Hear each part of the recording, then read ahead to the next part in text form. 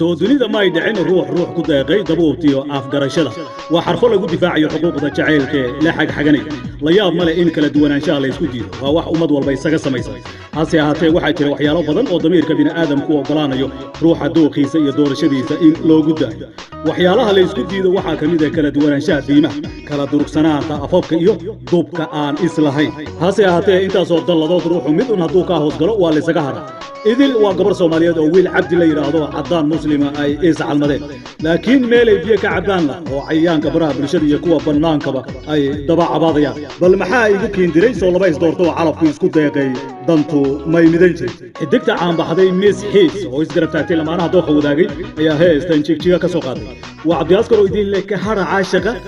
war isaga hara